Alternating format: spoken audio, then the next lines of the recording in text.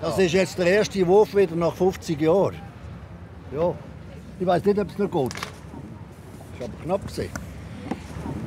Früher haben Sie immer getroffen? Früher haben wir gut getroffen, ja. Wir haben auch geübt. Auch wenn es an der Treffsicherheit fehlt, die Handgriffe sitzen immer noch.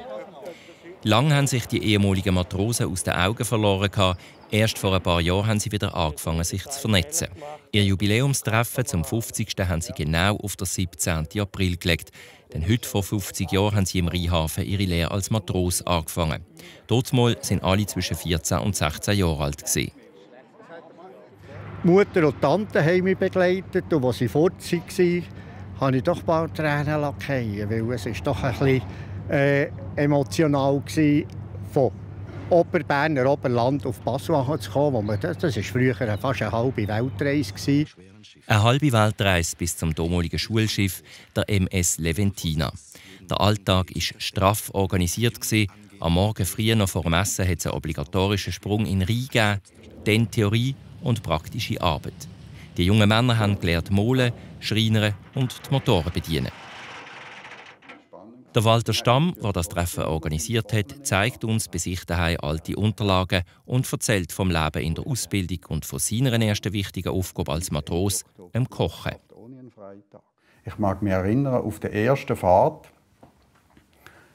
da sind wir in Basel weggefahren und dann hat der Matros gesagt, «Los, wir fahren jetzt hier den Rhein ab und da hat es Schleusen und da hat man nicht so viel Zeit zum Kochen. Machst du einen Brot, einen Herdöpfelstock und ein bisschen Gemüse, also nichts Grosses.»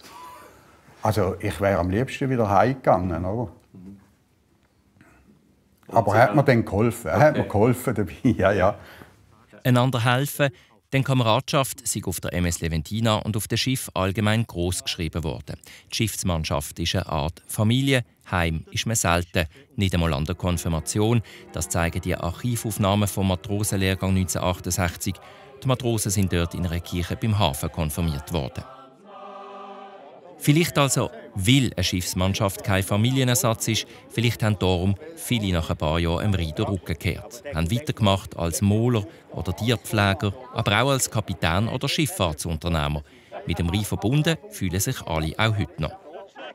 Also ich denke, wir haben alle den gleichen Traum vor 50 Jahren. Und der Traum ist halt jetzt noch da, auch wenn man nicht mehr auf dem Rhein herumfährt. Sondern es ist einfach so, die Faszination vom Wasser, vom Schiff, das ist geblieben.